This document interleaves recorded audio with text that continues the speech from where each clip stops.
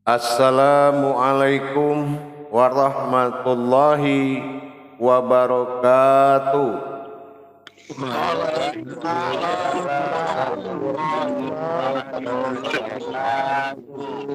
Alhamdulillah, alhamdulillahi rabbil alamin.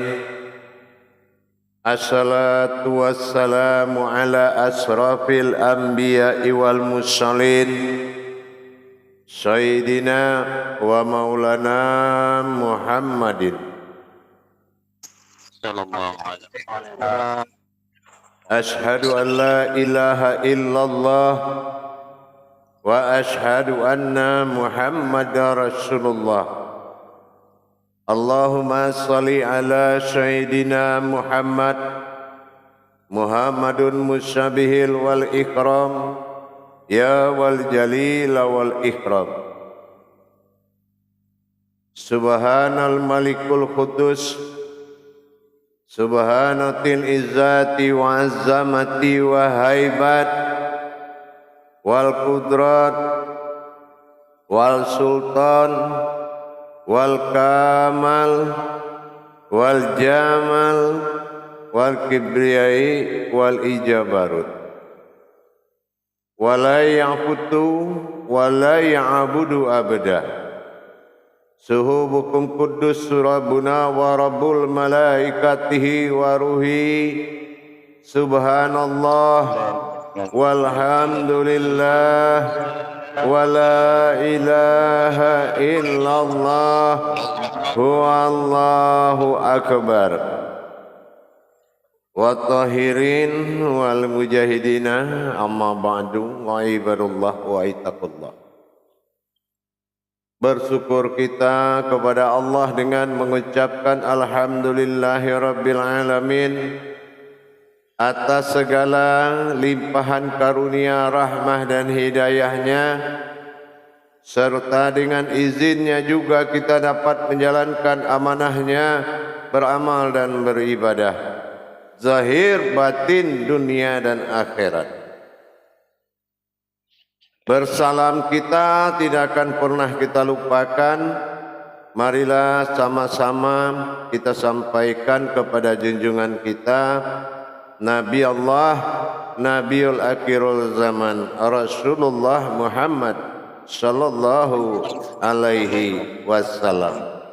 Atasnya kalimahnya kita kalamkan dengan membacakan Allahumma sholli ala Sayyidina Muhammad wa ala alihi Sayyidina Muhammad. Jamaah grup 5 dan 6 gabungan yang dirahmati Allah rahimakumullah. Insyaallah. Di saat kita melakukan mujahadah atau perjuangan di jalan Allah, kita harus memiliki banyak wawasan sebagai arah petunjuk di dalam menjalankan amanahnya. Kita harus banyak pengalaman tentang petunjuk-petunjuk dan bahasa-bahasa dari Allah Subhanahu wa taala. Salah satu adalah kode-kode yang akan membuat kita mengerti apa yang terjadi di dalam zikir atau di dalam melaksanakan ma'rifat. Umpama kita berdiri pada makom ilmu, sudah pasti dalam makom ilmu kita pasti membutuhkan pertanda. Pertanda dari apa yang kita ma'rifat atau apa yang kita jalankan. Tapi pada malam ini saya akan mengajak jamaah untuk mengenal kodrat Allah pada diri kita yang kita kenal selama ini dengan nama kadar. Apa fungsi kadar? Apa yang dikatakan kadarullah pada diri kita? Kadarullah itu adalah hawa atau batin yang terasa, yang mana dia akan memberikan firasat kepada kita di saat kita mengalami sesuatu di dalam bermujahadah atau di dalam sedang mengamalkan. Kadar 3 perkara yang akan kita kenal di dalam diri kita adalah hablum minallah. Sebagai kode etik kita berhubungan dengan Allah atau disebut dengan isyarah, petunjuk. Nah, kita pernah mengenal 3 kadar itu dengan sebutan kamarullah, kaharullah, dan kadarullah. Tetapi hakikat yang lebih dalam yang belum kita pelajari adalah bentuk wujudnya. Sebagai penerima rasa dan pandangan, ini dinamakan kadarullah. Datang rasa, muncul pandangan, ini namanya kadarullah. Tapi dari mana? Nah ini, apa yang dikatakan kamarullah? Kamarullah itu kodrat makomnya adalah di nur, nur atau jasad.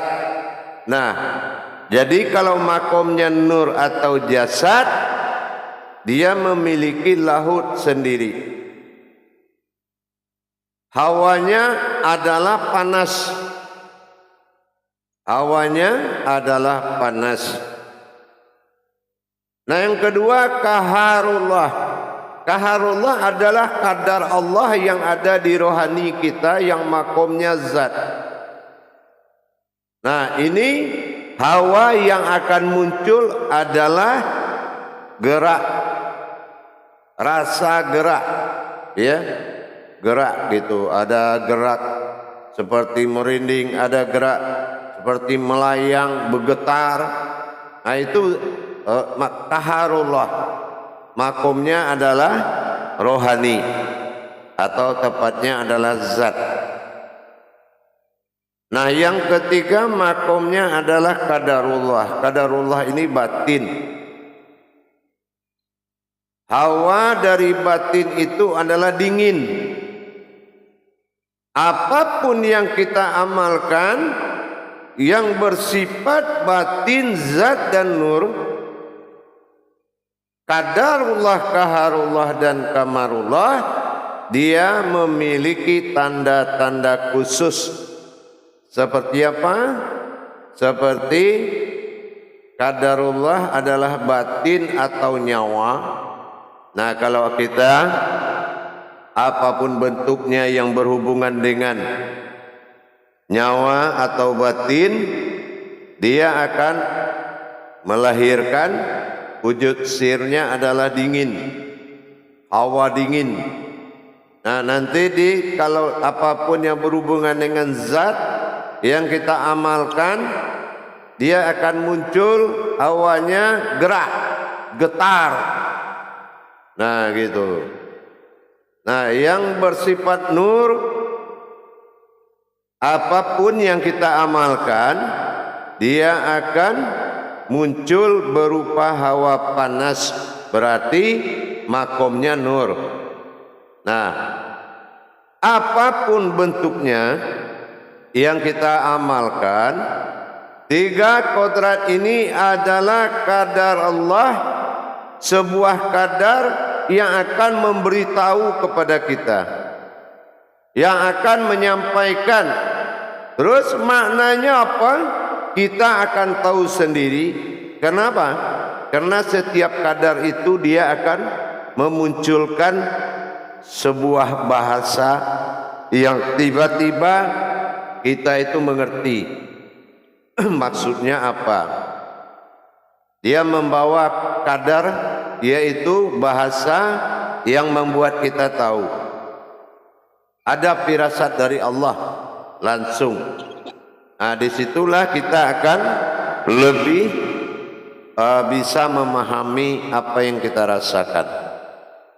Jadi dengan 3 kadar ini kita ketahui di dalam diri kita, ini lebih memudahkan untuk mencapai martabat derajat ilmu yang sedang kita jalankan. Kita pun cepat tersambungnya. Nah gitu ya. Jadi keluar dari yang 3 tadi kodratnya, itu bukan datang dari Allah. Jadi kita harus bisa memahami bahwasanya kadar itu adalah suatu isyarah, petunjuk bagi orang-orang yang sedang mengamalkan suatu makrifat. Saya percontohkan, kita sedang mengamalkan atau pandangan kita sedang menuju diri batin yang mewujud pada jasad batin yang mewujud pada nur batin yang mewujud pada zat batin. Hawanya sir, dia akan dingin.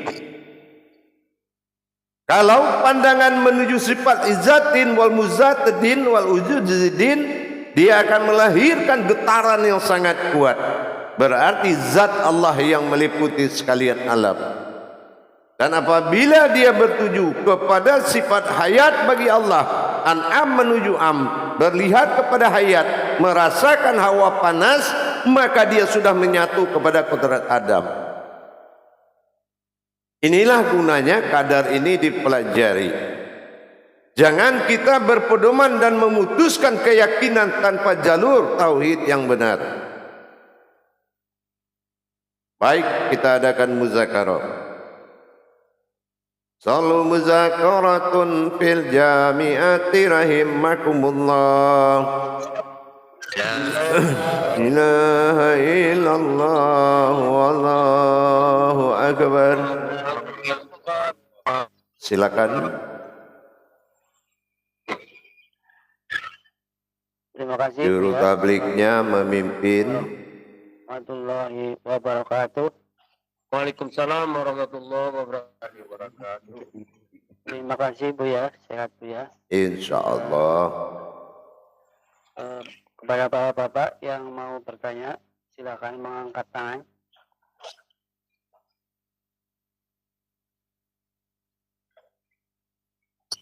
Pada Pak Ali Umar dipersilakan Pak Ali.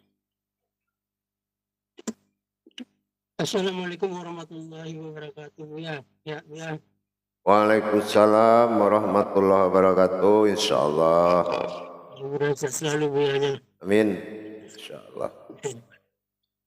Mau nanya Bu ya, bagaimana kita mengamalkan kamarullah, qaharullah, qadarullah? Apa kita sholat dulu, apa zikirnya kemana Bu ya?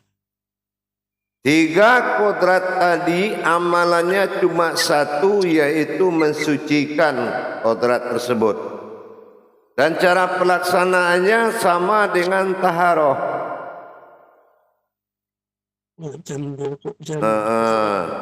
Jadi yang 3 itu cara pengamalan pensuciannya itu sama dengan taharoh. Dia juga disucikan oleh air saripati Nurullah Nur Muhammad, membersihkan, yaitu wujud batin yang disebut dengan kadar yang 3 itu. Kadar batin pada rohani, tunggu saya terangkan. Kadar batin pada Rabbani, kadar batin pada rohani, dan kadar batin pada nurani itu disucikan kalau bisa setiap kita melaksanakan atau sebelum melaksanakan. Itu selalu disucikan dulu sekitar 100 kali lah. Itu boleh. Paham? Jadi ada kejalinya sama itu ya, sama ya batinu ya zini ya nurul. Kan kita mengirikan itu juga Bu ya. Tidak ada arah kadar ya batinu ya ziru ya nuru, itu tidak. Di sini dia di makom dalam belajar menerima rasa dari kodrat yang tiga itu. Bagaimana kita menerima petunjuk dari yang tiga itu, paham? Ya, insyaallah. Jadi tidak lari dari makomnya. Ya, terima kasih banyak ya. Assalamualaikum warahmatullahi wabarakatuh. Waalaikumsalam warahmatullahi wabarakatuh. Selanjutnya, Bapak yang bertanya, silakan angkat tangan.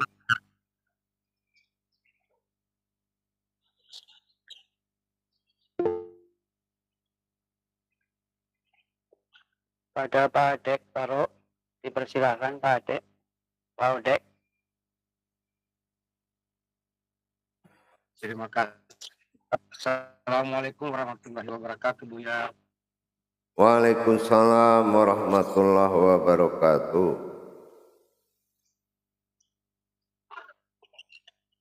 Yang ini saya tanyakan, kalau badan itu yang sakit semua menggigil gitu, sakit kemudian menggigil dan panas, gimana, apakah masuk qadarullah atau gimana penjelasan pencerahannya, Bu ya? Ya, kalau itu masuk ke makom kamarullah dia, karena sifatnya hayat. Jadi jatuhnya ke makom kamarullah, itu nur, hayat. Itu kalau ada sakit. Cuma kalau hanya dia bergetar saja, nah itu makomnya kaharullah, rohani, zat. Nah, jadi itu makomnya zat, gitu. Kalau dengan badan-badan semua sakit sampai tulang-tulang. Ya, itu namanya kaharullah. Nah, karena dia sudah banyak mendatangkan rasa dan getaran, bukan pandangan. Karena kita kan nggak bisa melihat penyakit. Bisa 3 hari, Bu ya. Masa pensucian sampai 3 hari sakitnya. Iya, bisa 3 hari. Tergantung kita dalam menjalankannya, jangan gagal fokus. Tujuan itu adalah mencari Allah. Ya, jangan penyakit itu yang diingat, yang dicari, yang diingat, ya. Insya Allah, Bu ya. Nah, baik, lanjut. Selanjutnya tadi Pak Yusril mengangkat tangan. Kepada Pak Yusril, dipersilakan. Terima kasih juru tablik. Assalamualaikum warahmatullahi wabarakatuh. Ya. Waalaikumsalam warahmatullahi wabarakatuh. Sedikit lagi bertanya, Bu ya. Mohon izin. Apakah kita melakukan taharuh qalbi lagi, Bu ya? Gitu maksudnya. Oh, tidak. Tidak usah.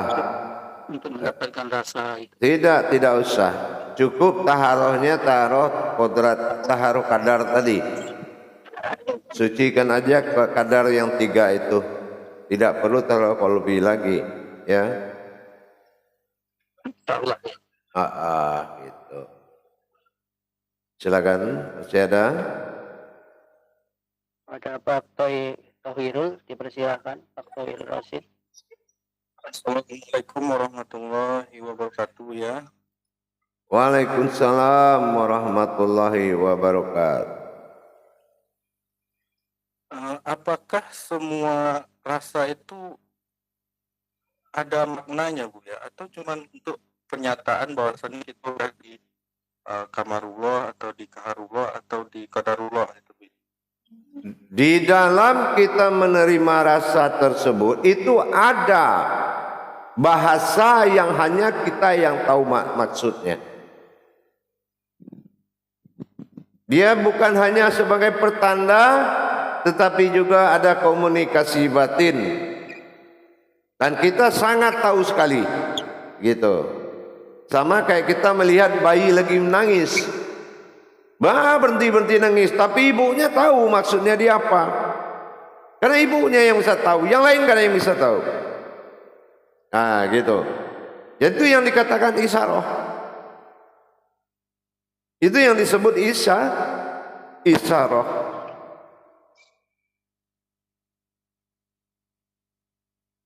Paham? Kalau kita tidak tahu itu kenanya di mana, Bu ya? Tak mungkin, kalau nggak ada dia nggak mungkin, kita nggak tahu. Kalau ada pasti tahu. Tidak ada kalau di dalam itu. Kalau umpamanya dibilang, oh dia tidak ada, ya tidak ada. Tapi kalau ada dia, kita pasti tahu. Contoh apa? Kita lagi duduk di rumah, tiba-tiba kita merasakan hawa panas. Nggak tahu-taunya apa? Kontak batin dari kolbi. Itaku firasatal mu'mini fa innahu yanzuru binurillah. Takutlah engkau kepada firasat awalku, sesungguhnya itu datang daripada aku. Jadi akhirnya, oh mungkin nih saya merasakan ada yang mencari saya datang. Nah itu nanti seperti itu. Paham? Insyaallah ya. Masih ada? Selanjutnya kepada Bapak Udin, dipersilakan Udin Ujang. Terima kasih pada jurul tablik. Assalamualaikum warahmatullahi wabarakatuh, ya. Waalaikumsalam warahmatullahi wabarakatuh. Semoga Buya selalu dilindungi oleh Allah dalam perjalanannya, Buya. Insya Allah. Terkait taharohnya, Buya, yang kamarullah, kaharullah, kadarullah ini, cara mengkaunikannya, apakah sekaligus misalnya subhanallah, alal kadarullah, apa sekaligus 3 itu dalam 100 kali, atau 1 per 1 dulu kadarullah, Satu persatu lah, satu persatu aja. Iya, satu persatu aja, ya. Satu. Iya. Hanya itu sementara, Bu ya. Ya, baik. Rasanya. Iya. Assalamualaikum warahmatullahi wabarakatuh. Waalaikumsalam warahmatullahi wabarakatuh. Lanjut, yang lain. Pada Bapak Rudin Korjo, tadi mengatakan, Ya. Bapak Rudin, dipersilakan. Ya, assalamualaikum warahmatullahi wabarakatuh, Bu ya. Waalaikumsalam warahmatullahi wabarakatuh. Sehat selalu, Bu ya, alhamdulillah. Amin, insya Allah. Saya masih terkait dengan mensucikan yang 3 itu, Bu ya. Artinya sebelum saya mensucikan, apakah perlu misalnya sholat sunat dulu atau bagaimana, Bu ya? Mohon pencerahan. Boleh sekali. Boleh menjalankan sunat hajat terlebih dahulu. Boleh dilakukan setiap habis sholat fardu juga boleh. Nah, dan boleh juga di antara keduanya. Ya, apa yang di antara keduanya? Di waktu kosong, tempat kosong, kita lagi duduk sendiri di suatu tempat yang bukan rumah kita, boleh dilakukan langsung. Ya. Selain kata subhanallah, Bu ya, adakah yang dalam hal mensucikan ini ketiga kuartal tadi? Bagaimana? Cara mensucikan apakah dengan hanya subhanallah atau ada lagi yang lain bisa kita lanjutkan seperti itu? Tahap awal memang harus menjalankan ibadahnya dulu.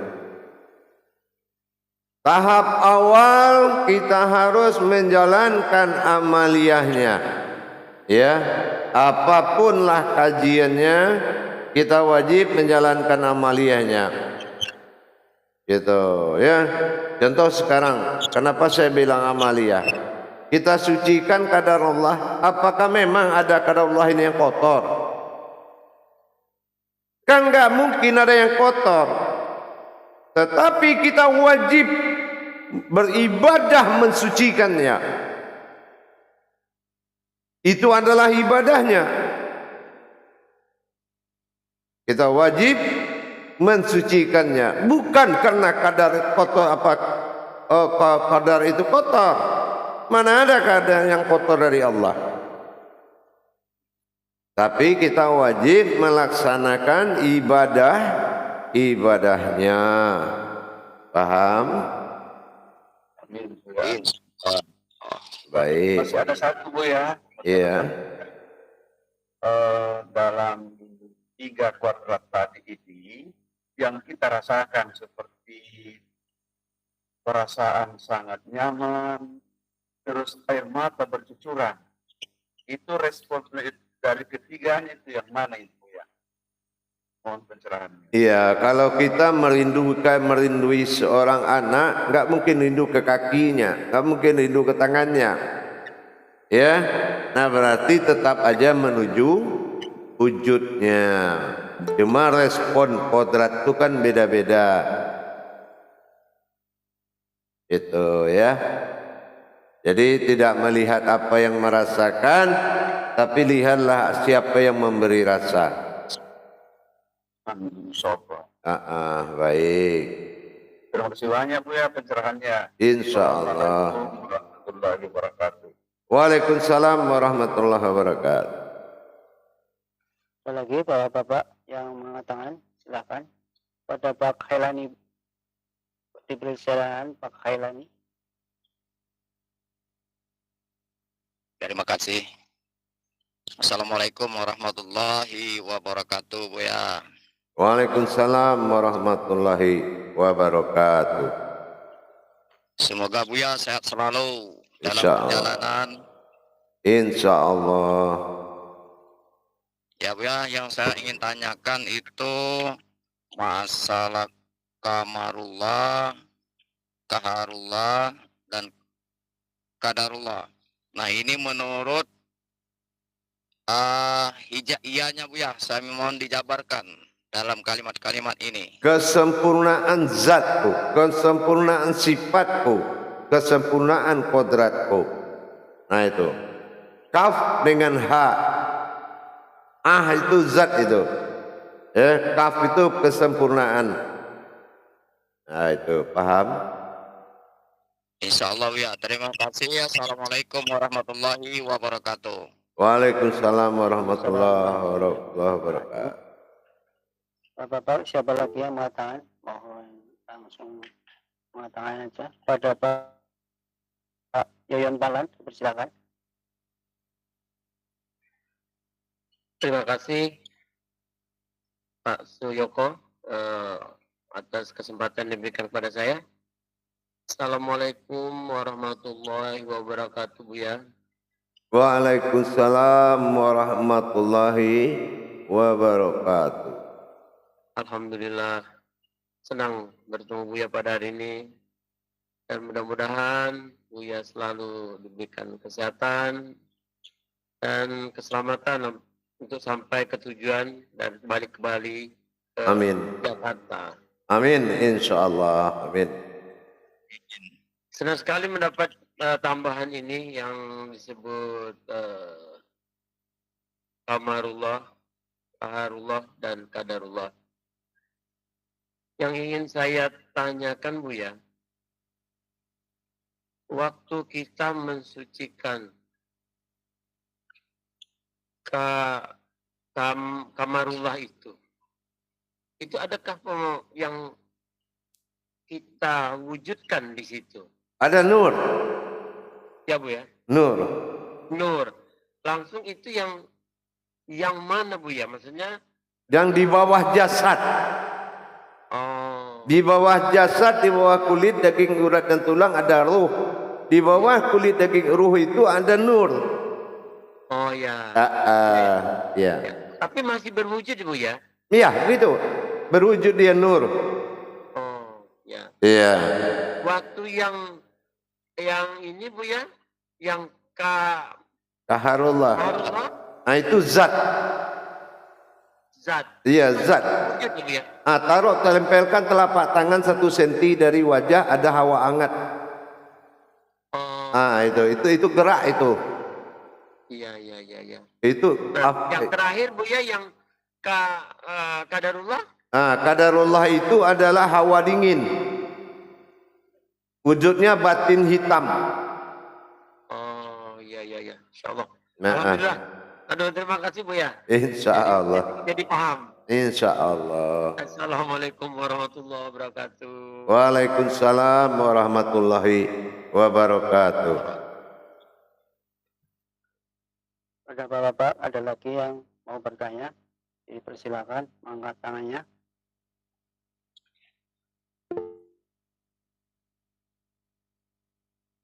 Pada Pak Robi Darwis dipersilakan, Pak Robi. Ya, terima kasih Pak Imam. Assalamualaikum warahmatullahi wabarakatuh, Buya. Waalaikumsalam warahmatullahi wabarakatuh. Semoga lancar perjalanannya, Buya. Amin, insyaallah. Amin. Ini yang saya mau tanyakan. Dalam kehidupan sehari-hari, kalau misalnya kaharullah kita rasakan ini kan tidak lewat munajat, apa bisa kita maknai itu, Buya? Dalam ruang gerak apapun, asal kita selalu berkomunikasi dengan 3 kadar tadi, dia akan selalu bermusyahadah dengan kehidupan kita. Tiba-tiba datang hawa dingin, zir, Allah, alhamdulillah, waalaikumsalam ya Allah, selamat datang ya Allah. Nah seperti itu. Apabila datang getar, amin ya Allah, ada apa ya Allah, beri petunjukmu ya Allah. Datang hawa panas, subhanallah, apa yang di hadapan kita ya Allah, insyaallah beriku petunjukmu. Itu akan ada 24 jam asal wa taqallahi wa ilmu kumullah, tawakallah kamu, sesungguhnya itu adalah ilmu. Tapi kalau kamu tidak tawakal kepada keadaan itu, dia tidak akan jadi ilmu di dirimu. Paham? Insya Allah, Buya. Ya, begitu. Terima kasih, Buya. Assalamualaikum warahmatullahi wabarakatuh. Waalaikumsalam warahmatullahi wabarakatuh. Silakan yang lain. Baik, saya akan kembali 10 menit lagi.